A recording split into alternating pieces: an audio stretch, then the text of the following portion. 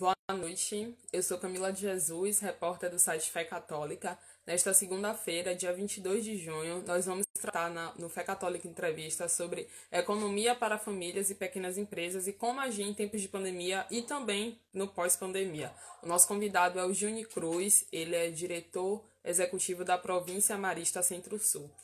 O Juni já está aqui, eu vou adicionar ele na nossa live para a gente não perder mais tempo. Obrigada a todos, quem tiver sugestões, tiver dúvidas, questionamentos para passar, podem enviar, agradeço.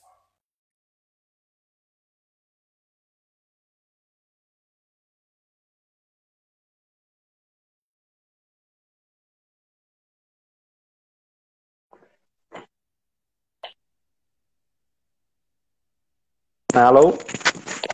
Alô, Juni, boa noite. Você consegue me ver e me ouvir? Oi, agora consigo.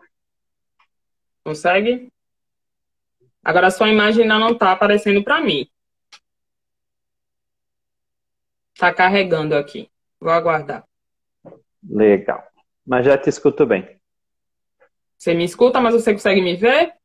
Sim, também. Também? Eu não consigo te ver ainda. Quem está assistindo a live pode responder aqui se vocês conseguem ver o Júnior, se é só um problema com o meu celular, gente, por favor. A interação de vocês também conta. A gente precisa dela para isso. Júnior, eu vou fazer o seguinte, eu vou convidar você agora, tudo bem? Já que a gente já conseguiu ajustar tudo. E você aceita o convite? Pode ser? Legal. Pronto. Tá bom, obrigada. Pronto. Aqui, algumas pessoas já comentaram que não conseguiam ver ele. Mas eu vou adicionar aqui o Júnior. Acho que agora vai dar tudo certo.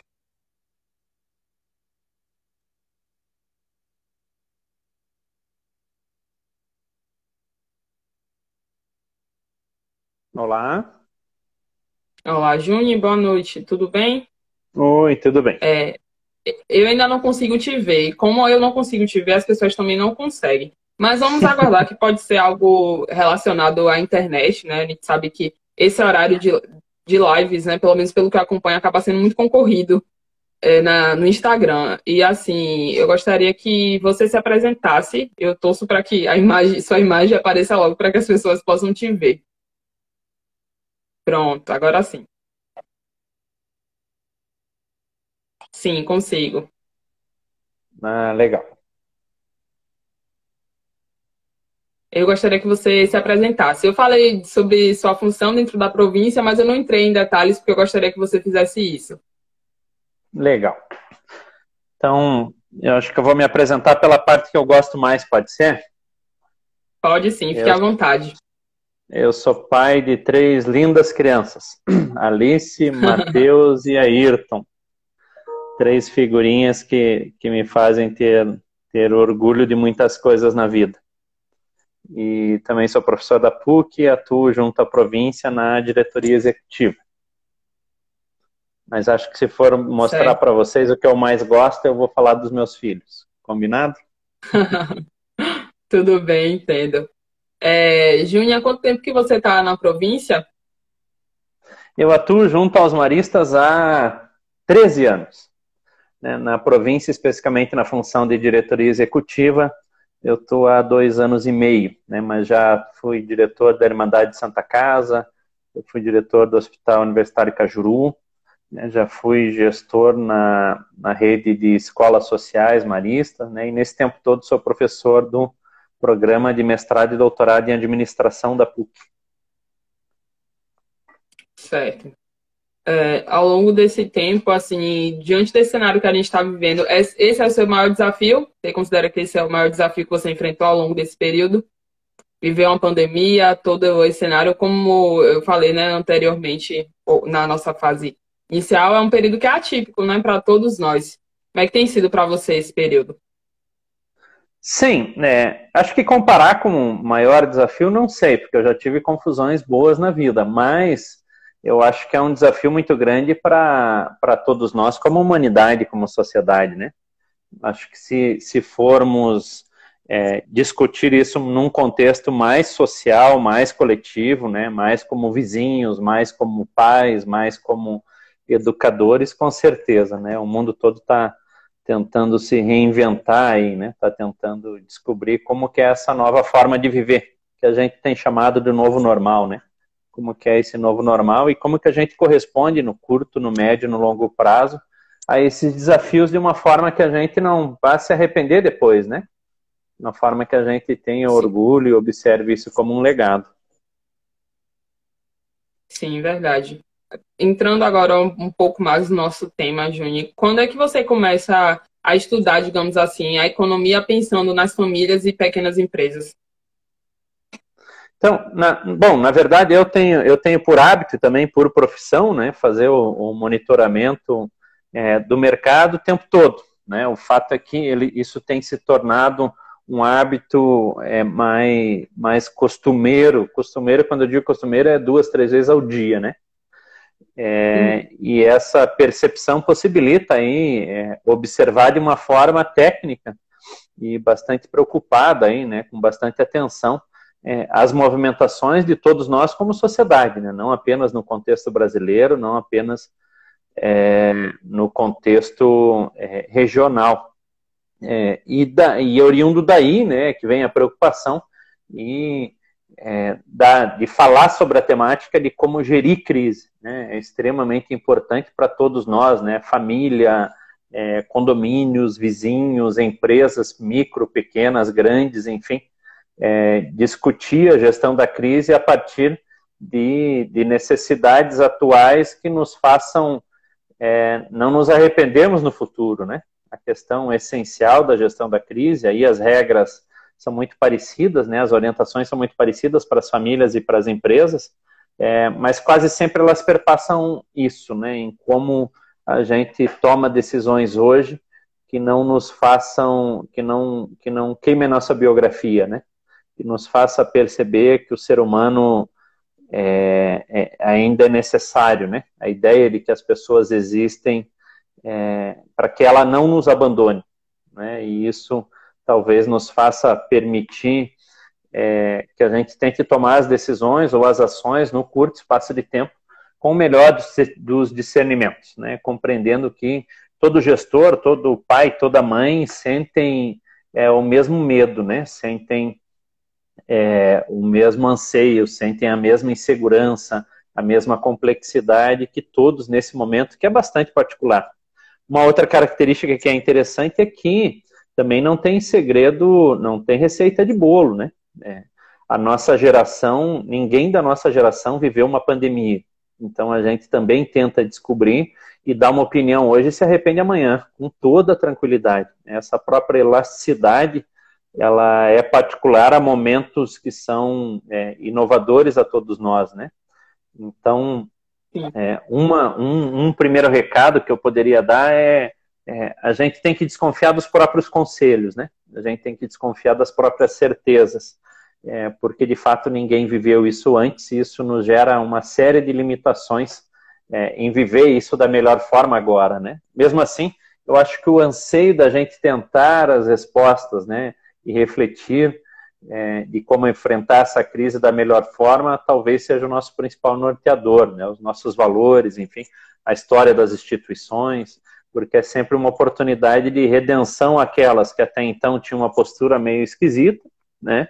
Mas também é uma oportunidade de reafirmar a identidade das instituições que têm esse compromisso com a sociedade, que têm esse compromisso com as suas estruturas, com a sua história, e é um compromisso mais difícil de ser signatário em tempos que a gente não compreende todas as variáveis, né? E aí quando a gente olha indicadores como o mercado brasileiro, por exemplo, né? 42% dos brasileiros está na atividade informal, né? Então, imagine que a cada 10, 4, né, atuam na atividade informal, e em decorrência disso, grande parte desses brasileiros sofrem um impacto direto, né, na sua forma de remuneração, na sua subsistência, no conforto, na segurança da sua família. E em decorrência disso, nós já temos uma população enorme que também deixa de consumir e que gera um ciclo vicioso dentro de toda a economia entre a geração de renda, o trabalho e o consumo, né, que seria aí a regra de ouro da nossa estrutura social atual. Certo. Júnior, tendo em vista a nossa temática, né, o nosso primeiro ponto, economia para famílias e pequenas empresas. Para as pessoas que não conhecem muito bem, o que difere, por exemplo, a pequena da micro e da grande empresa? Você pode explicar um pouco isso para a gente?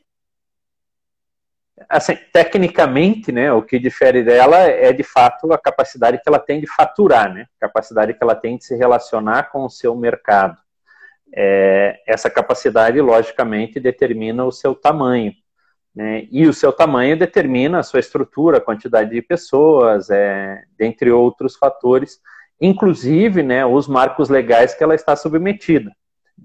E em tempos como esse que nós estamos, fatalmente, né, e nós estamos vendo aí uma série de medidas provisórias, enfim, o governo também vem a socorro dessas empresas também de uma forma diferente, né? Então, toda medida provisória tem alguma pequena sutileza posta a cada tipo de instituição, né? E quase sempre as variáveis é a quantidade de colaboradores, faturamento, dentre outros. Uma característica que não é técnica, mas ela é prática, da diferença entre essas instituições é a capacidade que elas têm, o fôlego que elas têm para aguentar ou suportar um período de crise intenso como esse que nós estamos, né? Então, geralmente, as micro e pequenas empresas são abatidas pela crise de uma forma mais intensa num curto espaço de tempo, né? E em decorrência desse abatimento, fatalmente, muitas delas acabam tendo o fechamento das suas portas aí, né? É lógico, quando a gente também percebe o impacto social do fechamento de uma microempresa comparado com uma empresa de grande porte, ele também é diminuto. Mas o evento que a gente comumente vê é que muitas micro e pequenas empresas fechando, geralmente é aquela relação do comércio local, né, da economia local, que é do seu vizinho, enfim. Isso tem um impacto comunitário bastante grande, né, além de uma percepção social de um risco muito elevado, né? A maioria dos países desenvolvidos no mundo tem premissas muito fortemente focadas na proteção dos seus micro e pequenos empresários, né? Justamente por perceber ali uma característica de empreendedorismo, de inovação, de renovação, né? De relação entre as pessoas. E talvez um dos recados vinculados a essa temática, além da diferença delas, é a importância de todos nós, né? Em respeitarmos essa característica particular de uma fragilidade maior das micros e pequenas, justamente para que a gente tenha a oportunidade de relacionamento mais próximo a elas, né? Então, um primeiro recado que eu daria, né, se esse recado vale, procurem as pessoas, as famílias, procurem o seu comerciante local, né? É ele que fatalmente vai lhe ajudar nesse momento, e você... seria interessante, né, que você estabelecesse uma relação comercial com ele, né, com uma pessoa que presta serviço para você mais próximo da sua casa, né, quem trabalha com empregados domésticos, né, talvez esse deslocamento de uma forma tão intensa nas cidades não seja saudável ou seguro, né, mas tem que manter a remuneração, ou faça uso de medidas que o governo está dispondo, como a medida provisória 936, que estabelece um fôlego aí para as empresas, para os micro em especial e pequenos, em manter os seus colaboradores, para que a gente tente evitar, né, da forma mais sábia possível a intensidade de um eventual desemprego no curto ou médio prazo. Certo. Júnior, tendo em vista essa questão que você fala de colaborar, né, pensar principalmente no consumo dos pequenos empresários, das pessoas que estão ao nosso entorno. Tendo em vista ao lado do microempresário, das pequenas empresas, especialmente das empresas familiares, o planejamento é a ferramenta essencial tanto para esse período que a gente está vivendo ainda da pandemia, como para o pós?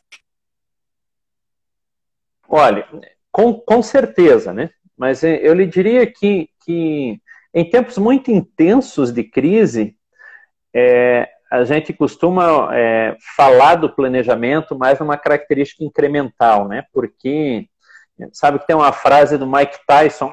Mike Tyson tinha uma frase que era assim: Todo mundo na década de 80, 90, quando ia lutar boxe com Mike Tyson, fazia planos, enfim, pensava em várias estratégias. E quando perguntavam para ele, Mike Tyson, o que a pessoa... O que você acha do plano do fulano ou do ciclano? Ele falava, olha, não tem plano que resista a um soco no queixo. Né? Por quê? Porque um evento intenso tão grave como esse que nós estamos vendo, fatalmente quebrou o plano da maioria das instituições que não tinham uma previsibilidade como essa, seja ele econômico, operacional, de relacionamento, de canal, etc. O que acontece agora? Né? Agora é um momento interessante de estabelecer algumas medidas de crise, né? E a partir disso, uma das medidas é justamente o aprendizado que ela nos traz. Né? Então, quais são os aprendizados que a crise nos traz e que a gente pode transformar nossa comunidade, melhorar o nosso mundo, né? Melhorar o nosso mercado, quando tudo isso passar? Né? Como é que a gente vai querer ser lembrado durante a crise, mas, sobretudo, como que a gente vai contribuir com a comunidade depois que ela passar, né? E esse aprendizado, ele é incremental e ele suscita também um planejamento, mas não mais aquele planejamento extremamente rígido que até então a gente ensinava, prosperava, enfim, ou fomentava que as pessoas fizessem, mas um planejamento que possa ser elástico, né? Que possibilite as empresas e as instituições aprenderem com esse processo. E aí vale a atenção, né? Se nenhum de nós sabe o que vai acontecer, fatalmente todos nós temos a oportunidade de aprender com aquilo que vai ter a oportunidade de vivenciar, né? Mas, falando em planejamento especificamente de crise, né, algumas regras de ouro existem e cabem para todo o contexto. A primeira delas, né, é a medida do possível, é que a sua instituição, né, não se acovarde diante do contexto. Né? Então, de tragédia basta a realidade. Né? A gente tem que ser, sim, propulsor de uma boa mensagem, de uma mensagem de esperança. Né? E as empresas, as instituições, sejam pequenas ou grandes, que se lançam, né, com a sua missão de uma forma ainda mais corajosa, tendem, né, a reagir de uma forma mais intensa e serem percebidos como instituições que reagiram de uma forma intensa e corajosa. Né? Então, a primeira regra de ouro é tente achar uma forma de intensificar sua missão perante a sua comunidade. A segunda regra de ouro, ela é financeira, né? Que é a proteção do caixa. Então, toda e qualquer alternativa que você tenha, não deixe de fazer, né? Para que o seu caixa não seja agredido. Então, renegociação de contratos, né? Prorrogação de endividamentos, cancelamento de formas de investimento que não sejam essenciais nesse momento específico, né? Prorrogação de alguns projetos que talvez nem façam mais sentido depois que tudo isso passar, e um enxugamento da sua máquina de custeio, né? Que é tentar operar mantendo o emprego das pessoas, mas com o mínimo de gastos inevitáveis. A terceira regra de ouro é justamente o que nos torna seres humanos, né, que é o cuidar das pessoas. É importante que as instituições cuidem dos seus chamados stakeholders, né? Cuidem dos seus colaboradores, cuidem dos seus fornecedores, cuidem dos seus clientes, porque quando tudo isso passar, e mesmo antes disso, foram eles que construíram a história da tua instituição. E esse cuidado, lógico,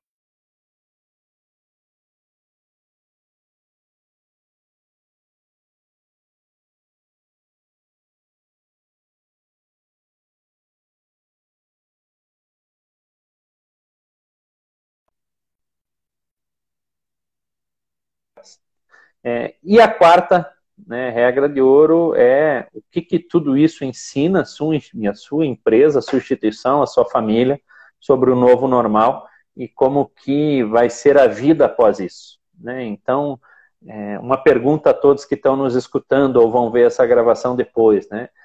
O que você vai fazer para adaptar o modelo do seu negócio? Né? Como que você vai atender os seus clientes? Quais são as necessidades que os seus clientes estão tendo agora e estão aprendendo a ter, que você vai ter a capacidade de sanar, né? Se o seu negócio estiver focado em sanar uma necessidade humana e estiver atento em aprender com isso nesse momento, fatalmente ele vai achar uma série de oportunidades em meio a essa tragédia humana de mortes, enfim, da saúde, que é essa pandemia. Sim, verdade, Júnior. Agora, tendo em vista, Júnior, infelizmente, a suspensão de contratos, o aumento também de desemprego, né, acaba sendo também uma consequência da pandemia. Como é que você acha que as pessoas podem enfrentar, né, pensando na parte econômica, esse momento? E, ao mesmo tempo, como é que a pessoa, né, o cliente, a pessoa que tem, sim, o desejo de consumir e a empresa do outro lado, podem sair em benefício, não pensando nisso, mas no cenário de uma forma geral? Algo que as Veja, empresas, assim, você sugere, por exemplo, que elas possam fazer, ou pensando também no cliente, algo que ele possa vir a fazer nesse momento? veja, né, cada modelo de negócio, cada região tem a sua especificidade, né? Mas uma coisa muito interessante desse momento é perceber que as pessoas, as empresas estão voltando ao seu essencial, né? O essencial não no sentido do diminuto, mas na sua essência, né? Então, é o restaurante, por exemplo, lembrar para que ele existe, né? Então, quando o restaurante lembra que a essência da sua existência é alimentar as pessoas, ele não se apega a nada que não seja essencial a isso, né? Então, uma série de restaurantes estabeleceram sistemas de drive-thru, de entrega na casa das pessoas, se vincularam a aplicativos. Isso é lembrar que o importante do restaurante é a refeição, e não a sua parede, o seu telhado, enfim. Tudo isso é circunstancial, importante com certeza, mas não o mais relevante, né? A mesma coisa se deve aos processos educacionais, né?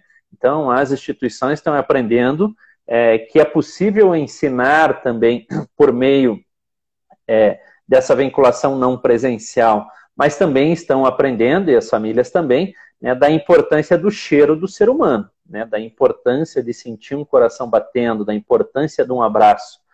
E isso nos faz, né, ter alternativas que podem ser temporárias, mas que podem perdurar para pós-crise, lembrando, né, da vinculação do ser humano com o seu afeto e do seu processo de aprendizagem. Mas isso não significa que seja tudo daqui para frente à distância, ou tampouco que seja tudo daqui para frente presencial. E essa recomendação, né, essa percepção de que a presença também se faz da forma como nós estamos aqui, de que ela também é significativa, é relevante e cabe a todo e qualquer modelo de negócio, né? E isso fatalmente vai gerar externalidades na sociedade que a gente ainda não compreende ou consegue calcular, né? Que não são necessariamente oriundos da crise, mas são necessariamente oriundos do aprendizado que tudo isso nos faz, né? Assim como foi, né, a Revolução Industrial, assim como foi a Revolução do Conhecimento, enfim, a Revolução das Coisas, né? Nós já tivemos outros momentos que também geraram perturbações sociais, né? Como a própria energia elétrica, como o próprio o automóvel, como a própria internet, enfim, muitas coisas chacoalharam a sociedade, mas a sociedade sempre se reinventou, né? As pessoas sempre utilizaram aí a sua vinculação na essência como uma forma de se reinventar. O que é importante, né, principalmente diante de taxas de desemprego que estão beirando, né, alguns relatórios de monitoramento já taxam em 16%, outros em 19%, mesmo com o esforço que o Estado está tendo com algumas alternativas. É importante a gente se reinventar, né, se reinventar como família, né, ter uma vida focada no essencial, é importante se reinventar como empresa, é importante se reinventar como colaborador, como líder, né, e dentro dos papéis compreendendo as empresas, né, fatalmente as empresas terão, né, muitas delas terão que desligar pessoas, né, a questão é como se faz isso, percebendo que quando tudo passar, né, fatalmente essas pessoas vão regressar às instituições, né. Como que o colaborador também percebe isso, né, quando você é desligado, uma situação sempre dura para todos nós quando passamos por uma situação como essa, mas é importante também perceber que vai existir uma vida depois disso, né, e que as instituições vão ter que sobreviver para que depois disso possam se revitalizar e se reinventar. É lógico, né, quando você está no papel da empresa, isso não é agradável, quando você está no papel do colaborador, isso não é agradável, mas infelizmente essa vai ser uma circunstância mais comum do que a gente até então percebeu. Para você ter uma ideia, a comparação de um indicador simples, né, a taxa de desemprego no Brasil no auge ali de 2015 e 2016, que foi da crise recente, chegou em 12,8%, 12,9%. Nós estamos falando algo em torno de 16 a 19, depende da agência de monitoramento, para ver que é uma intensidade bastante extrema. E diante da diversidade, né, nós temos que tentar olhar o copo meio cheio, né, e aí observar as oportunidades de reinvenção. Pensando na questão justamente da reinvenção, Júnior, tendo em vista após pandemia, né, cessado esse cenário infelizmente trágico que a gente vive nesse momento, você acredita em um mercado mais humanizado, onde as relações, a gente falou da questão, você falou da questão da presença, né, do ser, do contato. Você acredita que o mercado vai se reinventar também pensando nesse sentido de ser mais humanizado? Olha, eu diria que falar que o mercado vai se reinventar por completo é utopia, né? Eu não ousaria afirmar isso, né? Existia, vou usar um termo engraçado, mas existia gente esquisita antes da pandemia, existe durante e fatalmente vai existir depois, né?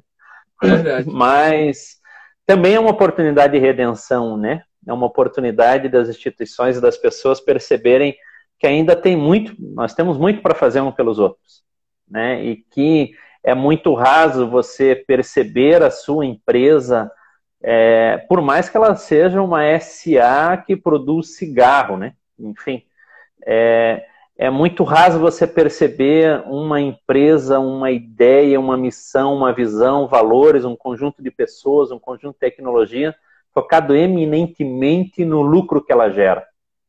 É muito raso como existência, percebe? É muito pobre perceber que tudo isso é mobilizado com base em uma única resultante. Uma empresa tem que ser percebida assim, né, pela vinculação da sua missão e da sua gestão.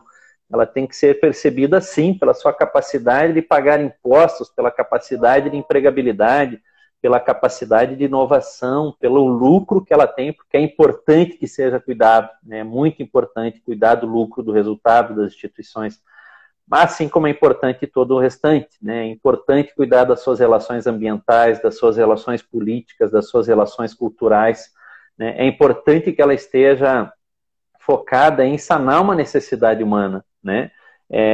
Percebendo como essência, né? Nós como sociedade, nós como mercado, né, temos que ser agressivos, mas em sermos melhores, né? Regredir em qualquer contexto como esse, enfim, pode ser uma opção para muitos, mas eu não considero que seja uma opção razoável, né?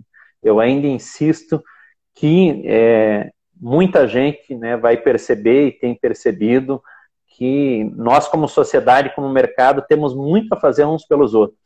E também vão perceber que quando esse não é um anseio, ele também é percebido pelas outras pessoas, porque mercado nenhum ganha sozinho, empresa nenhuma ganha sozinho. O mercado é feito pela relação entre atores que têm desejos diferentes, né, que têm anseios diferentes, que têm sonhos diferentes.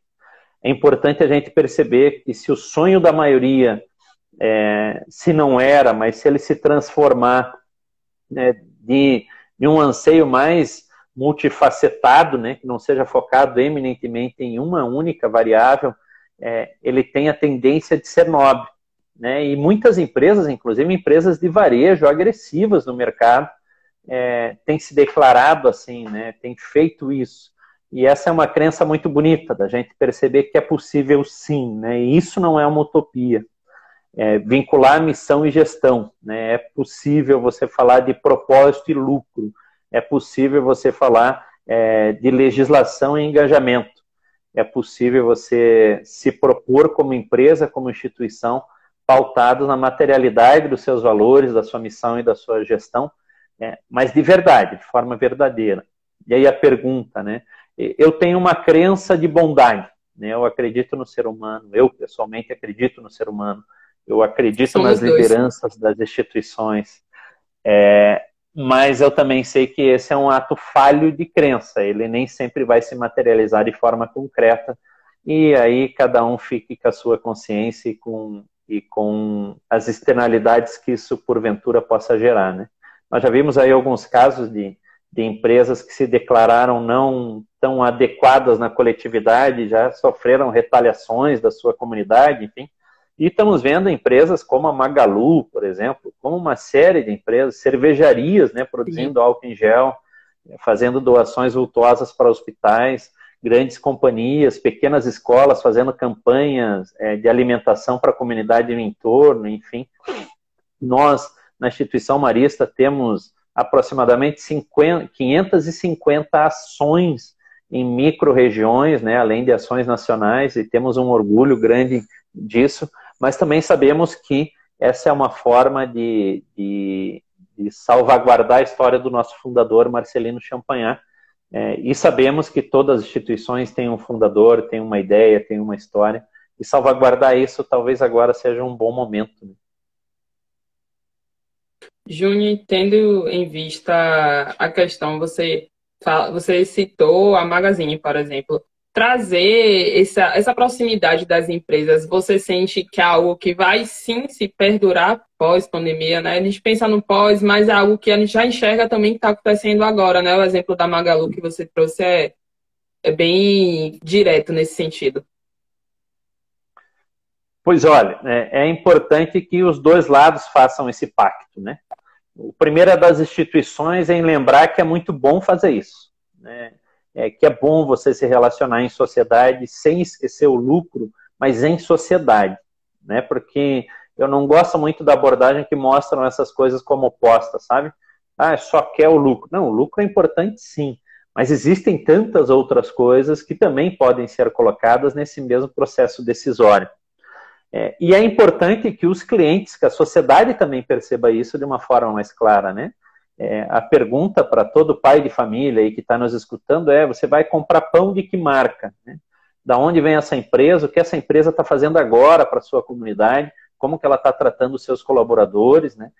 Como que ela está tratando o Estado? Como que ela está tratando os seus fornecedores? Enfim, é importante a gente transferir esse nosso sentimento. Se há uma ação individual séria, se esse é um pacto adequado em ser feito, é natural que eu estabeleça relações com aqueles que acreditam em coisas assemelhadas às minhas. Né? E a pergunta a marca do vestuário, a marca do tênis, a marca do pão, do celular, do computador, enfim, vocês estão comprando qual marca e aonde? É importante a gente fazer esse julgamento para estabelecer redes, né, inclusive comerciais, entre instituições e pessoas que tenham propósitos assemelhados. Se isso se torna uma prática, e essa é uma decisão individual e ela é diária, né? Se isso se torna uma prática e é diário, isso tem uma tendência de ganhar uma força bastante intensa e tem uma tendência de se tornar uma regra de mercado. Né? E já pensou se as empresas começassem a concorrer para ser gente boa, né? Se as empresas começassem a concorrer, né, ao invés de colocar outdoors na cidade toda, se elas concorressem para fazer campanhas de doação de sangue, se elas concorressem para olhar o contexto do hospital que os seus colaboradores são atendidos, se elas concorressem para auxiliar tecnicamente os seus fornecedores para que eles sejam melhores.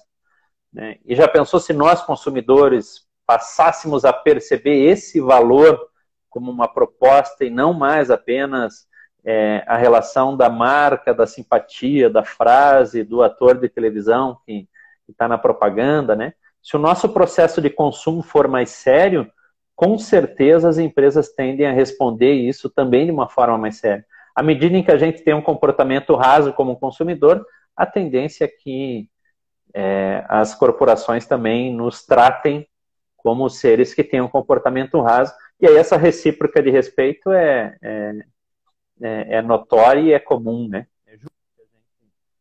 Júnior, tendo em vista as pessoas, por exemplo, que não empreendiam ou que não tinham esse desejo, pensando nessa relação com o mercado e todas essas mudanças que você mesmo citou, anteriormente. O que é que elas podem buscar, por exemplo? As que já empreendem, né, que já têm os seus negócios, assim, na busca da melhora, melhorar, não só enquanto empresa, mas principalmente pensando nisso, né, na sua relação com o cliente. A primeira coisa é que tem que conhecer o seu cliente, né? Se você está há 2 semanas sem saber o que o teu cliente pensa, você está errado, né? Você não vai conseguir estabelecer uma relação com quem você não conversa, não compreende, né? À medida em que essa aproximação acontece, seja lá da forma como for, enfim, a tendência é muito próspera dessa relação. Mas você tem que estar próximo, você tem que saber o que o teu cliente está pensando, quais são os medos, quais são as angústias. A relação de comércio é assim, né? A relação de serviço é assim. Você precisa compreender o olho no olho, você precisa conhecer os medos dele. Sem conhecer a batida do coração do seu cliente, você fatalmente vai ofertar coisas erradas de formas erradas por valores errados, né? À medida em que você está próximo dele, você consegue estabelecer uma relação como qualquer coisa, né? Você não consegue namorar com alguém que você não compreende ou não se aproxima. Você não consegue trabalhar com alguém que você não compreende ou não se aproxima. A decorrência disso é lógica. Por isso, a proximidade e a compreensão talvez sejam os meios aí, né? E aí, como fazer isso? Tem gente muito criativa, né? Que consegue fazer das mais variadas formas. O fato é, seja criativo e se aproxime. Afastar-se do seu cliente agora não era no passado e com certeza agora não é uma opção razoável. Temos visita. Você falou sobre o seu melhor papel. Aqui, e vem uma mocinha que agora está escondida atrás da cadeira. Vem aqui, meu amor. Vem, papai. Vem aqui. Venha conhecer essa galera linda que está aqui. Essa moça de cor de rosa chama-se Alice. E ela gosta de animaizinhos. E dá oi para aquela tia ali, ó, cara. Olha lá. Eu sou a Camila. Que vergonha. Dá tchau para Camila. Dá tchau. Essa moça aqui. Eu como...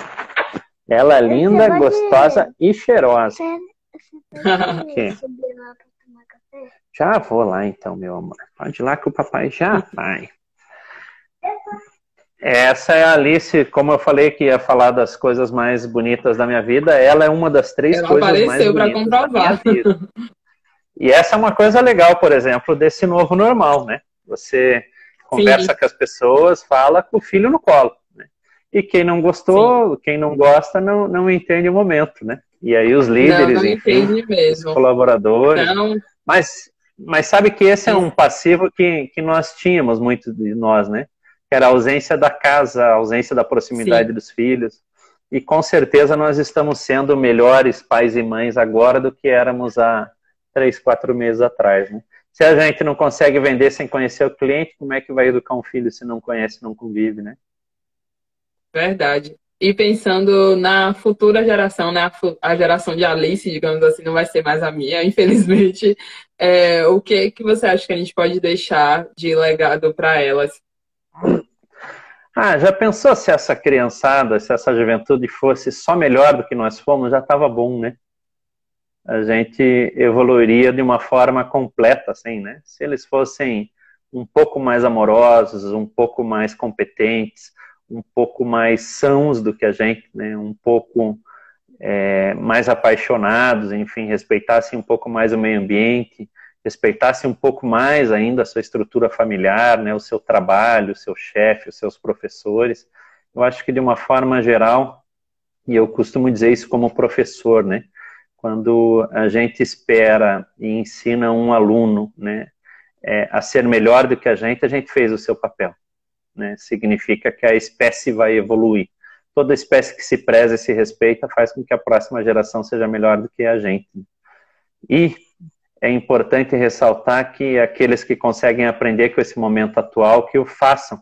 E aqueles que depois conseguirem ensinar isso para alguém, também o façam. Como um grande marco de aprendizagem, onde todos nós agora temos medo de perder os empregos, mas também temos medo de morrer, né?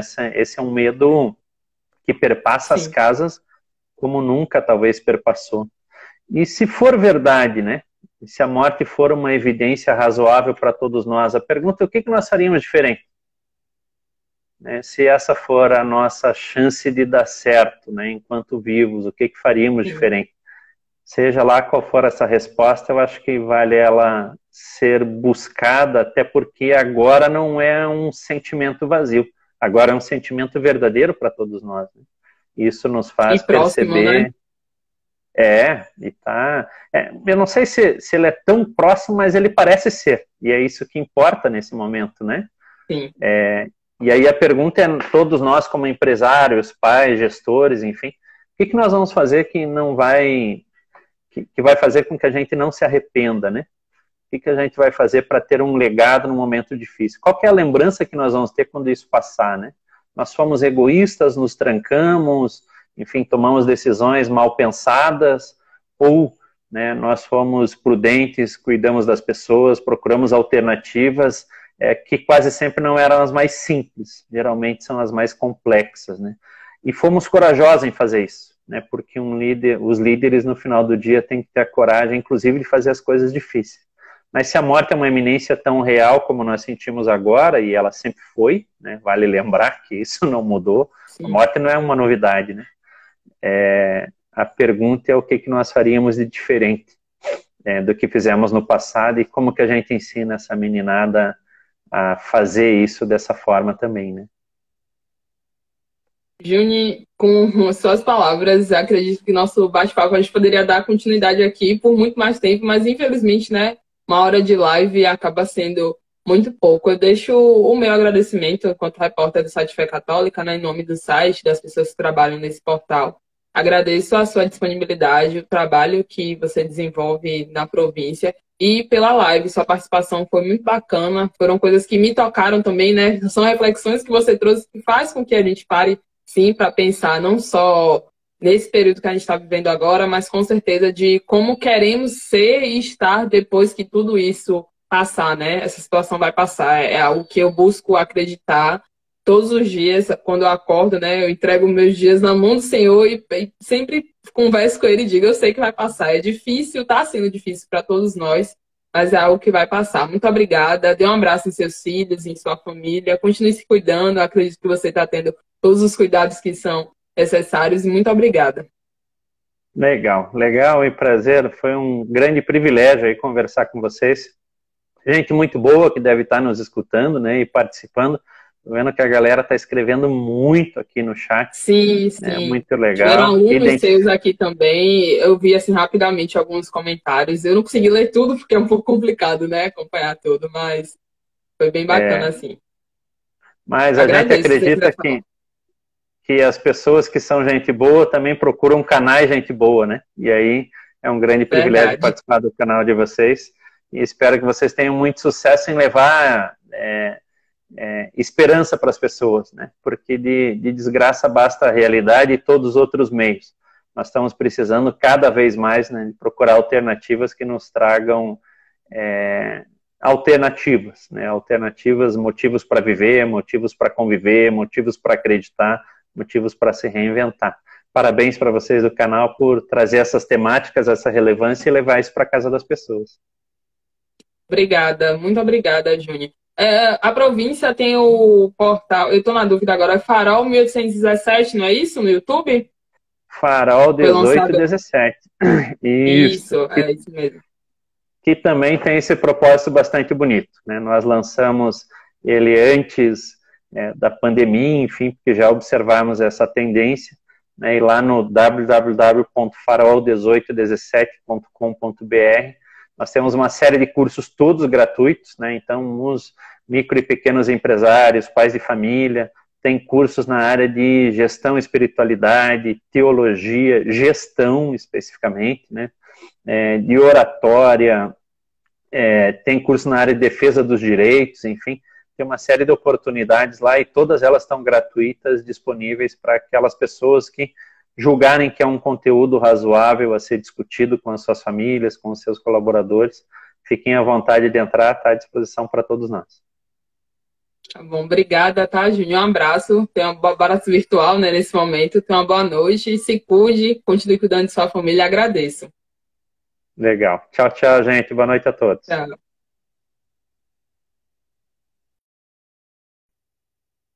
Boa noite a todos que acompanharam essa live. Eu agradeço a sua presença, a sua participação. Infelizmente, a gente não consegue ler todos os comentários, mas acredito que o Júnior conseguiu entender a mensagem que aqueles que o conhecem desejaram passar. E muito obrigada pela participação de cada um de vocês. Agradeço mais uma vez ao Júnior por sua disponibilidade.